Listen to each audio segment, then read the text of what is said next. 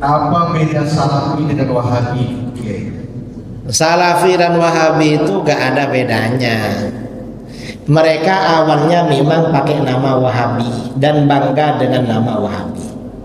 Dari bangganya sampai-sampai mufti Wahabi yang dulu pada masa Raja Abdul Aziz, Syekh Sulaiman bin Sahman An-Najdi, mufti 100 tahun yang lalu, menulis kitab berjudul At-Tuhfatus Saniyah wal Hadiyatul Wahabiyah An-Najdiyah, anugerah yang luhur dan hadiah kaum Wahabi dari Najd. Artinya apa? Ajaran Wahabi ini dulu oleh ulama Wahabi dianggap anugerah. Kemudian tahun 1343 Hijriah, 100 tahun yang lalu, Wahabi ini bentrok perang saudara. Sampai banyak korbannya sesama Wahabi, dibantai. Akhirnya nama Wahabi menjadi jelek. Wong kawannya sendiri dibantai, dibunuh. Ada apa-apa orang bilang Wahabi ini. Ada kerusuhan orang bilang Wahabi. Akhirnya orang Wahabi merasa minder, malu dengan nama Wahabi, ganti nama Salafi. Nah, belakangan ini sebagian Wahabi sebenarnya ada yang nggak mau nama Wahabi, ganti nama lagi. Dengan nama Salafi ada yang malu sebenarnya. Sudah ada yang mengganti nama Ahlul Hadis wal Athar. Ini ada yang pakai nama baru, gak mau disebut Salafi, tapi Wahabi juga sebenarnya.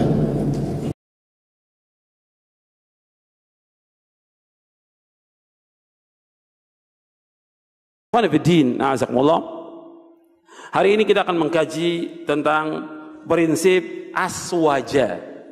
Apa itu aswaja? Singkatan dari Ahlus Sunnah wal Jamaah. Jadi prinsip akidah aswaja.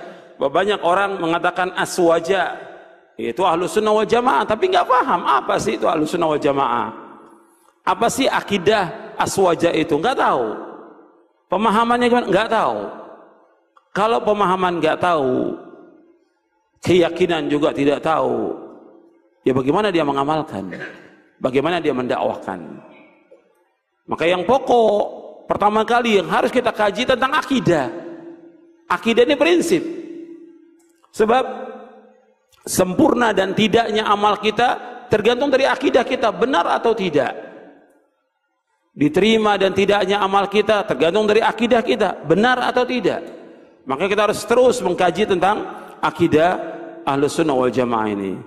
Maka saya sebutkan tentang prinsip aswaja, biar orang umum juga paham bahwa aswaja itu artinya Ahlus Sunnah wal Jamaah. Yang kita kaji juga aswaja. Kadang-kadang suka dibedakan, kalau ini bukan aswaja, yang kita aswaja. Padahal saya tulis buku ini Syarah Akidah Ahlussunnah wal Jamaah. Cuma karena mereka singkat, aswaja sama Ahlussunnah wal Jamaah. Cuma karena kiainya Ustadz bilang beda, yang itu bukan aswaja, itu Wahabi, yang ini aswaja.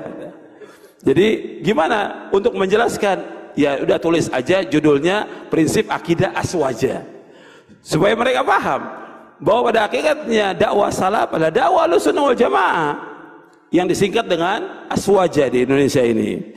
Maka kita akan kaji apa yang dimaksud dengan akidah Ahlussunnah wal Jamaah supaya kita paham. Tentunya nggak semua poin kita bahas, karena nggak mungkin kita mengkaji di Radio Roja aja itu 2 tahun belum selesai, gitu. Ya. Dari 80 poin lebih belum selesai.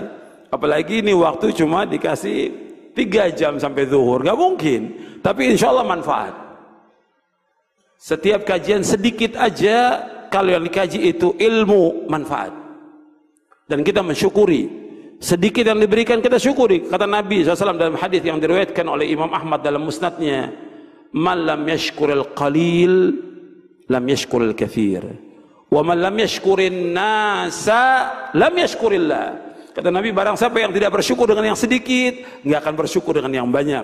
Barang siapa yang tidak bersyukur kepada manusia, dia tidak akan bersyukur kepada Allah SWT. Hadis ini hasan dan dihasankan oleh Syekh Albani dalam silsilah hadis as-sahihah. Sekarang kita bahas ikhwan fillah, azakumullah. Dari mulai yang pertama kita bahas tentang akidah. Kalau Ahlussunnah wal Jamaah kita bahas akidahnya dulu, baru setelah itu kita membahas tentang kalimat Ahlus Sunnah wal Jamaah, baru yang lainnya insyaallah. Kemudian ikhwan fillah azakumullah, tentang al-jamaah. Ini antum lihat dulu hadisnya supaya jelas, hadis yang sahih. Hadis ini hasan, tapi ada beberapa riwayat yang lain yang sahih tentang hadis ini, yaitu hadis tentang iftirakul ummah. Antum lihat di halaman 14, halaman 15. Halaman 14, halaman 15 dari buku ini, Syarah Aqidah Ahlussunnah wal Jamaah. An Auf bin Malik radhiyallahu an qala Rasulullah sallallahu alaihi wasallam, iftaraqatil yahudu ala 71 firqatan, fawahidatun fil jannati wa 70 fil nari, wa iftaraqatin nasara ala 72 firqatan, fa 71 fil nari wa wahidatun fil jannah. والذي نفس محمد بيده لتفترقن أمتي على 73 فرقة واحدة في الجنة و72 في النار. قيل يا رسول الله من هم؟ قال الجماعة. Dari sahabat Auf bin Malik radhiyallahu anhu, ia berkata, Rasulullah SAW bersabda, umat Yahudi berpecah menjadi 71 golongan. Maka hanya satu golongan yang masuk surga dan 70 golongan masuk neraka. Umat Nasrani berpecah menjadi 72 golongan, 71 golongan masuk neraka dan hanya satu golongan yang masuk surga. Dan demi Allah yang jiwa Muhammad berada di tangannya, sungguh akan berpecah belah umatku menjadi 73 golongan. Hanya satu golongan masuk surga dan 72 golongan masuk neraka. Rasulullah SAW ditanya, wahai Rasulullah, siapakah mereka satu golongan yang selamat itu? Rasulullah menjawab, al-jamaah. Hadis ini hasan, hadis ini hasan, diriwayatkan oleh Imam Ibnu Majah dan juga Al-Lalikai dalam Syarah Usul I'tiqad Ahlussunnah wal Jamaah, Ibnu Abi Asim dalam kitabnya As-Sunnah. Hadis ini hasan. Tapi ada yang hadis yang semana dengan ini yang sahih, yang diriwayatkan dari sahabat Abu Hurairah, sahabat Muawiyah dan yang lainnya. Banyak sahabat yang meriwayatkan tentang hadis iftiraqul ummah. Di hadis ini disebutkan 71 Yahudi berpecah, 70 masuk neraka, satu yang masuk surga.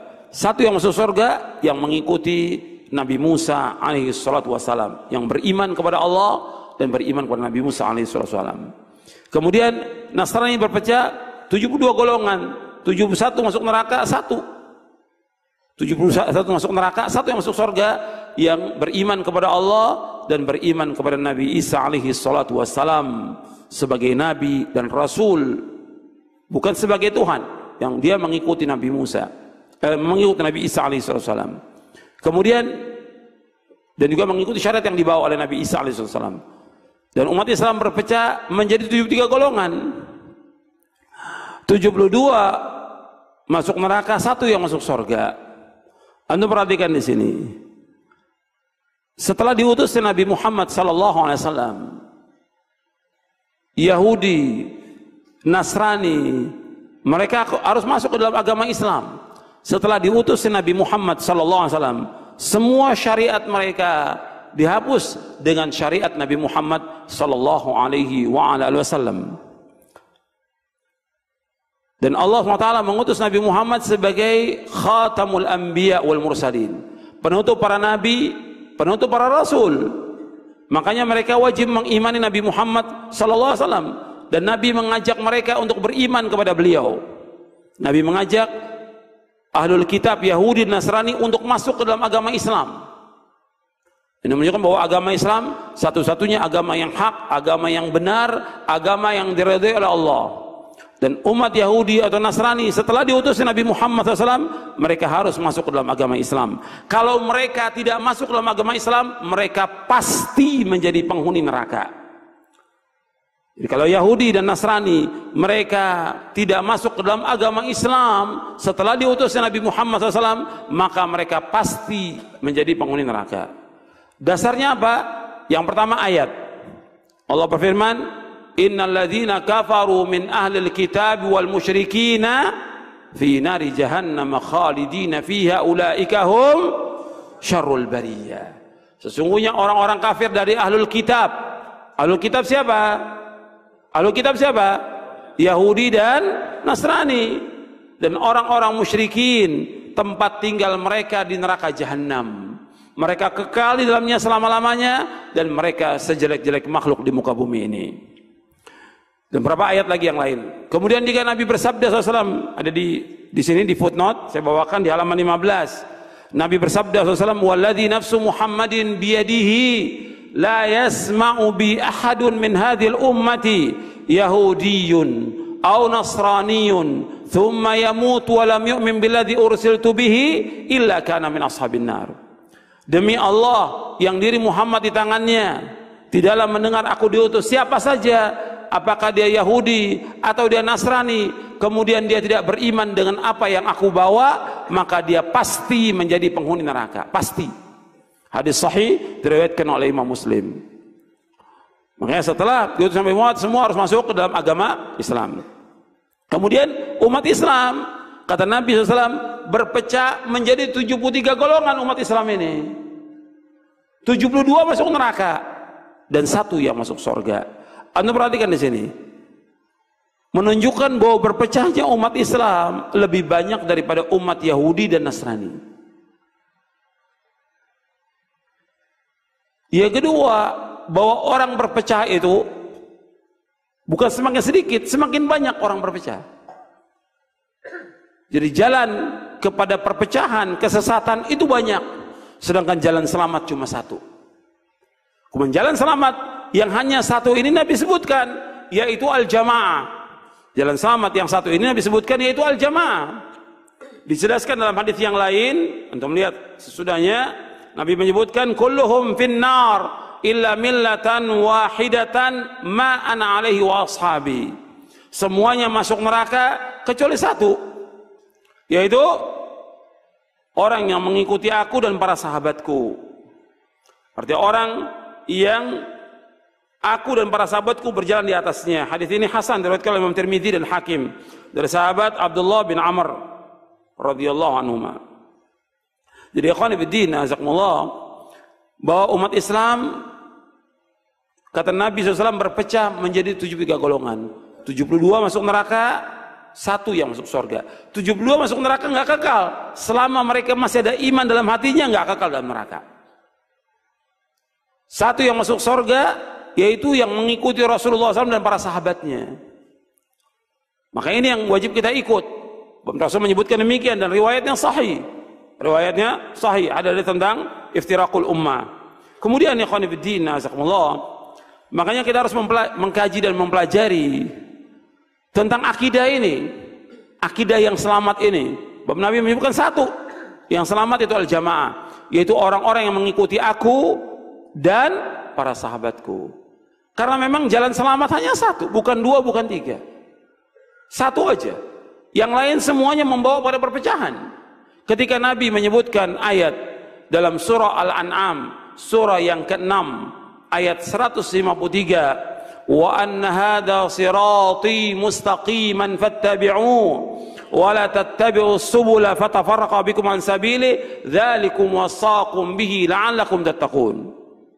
Inilah jalanku yang lurus, ikuti jalanku yang lurus ini, dan jangan kamu ikuti jalan-jalan yang membawa kepada perpecahan.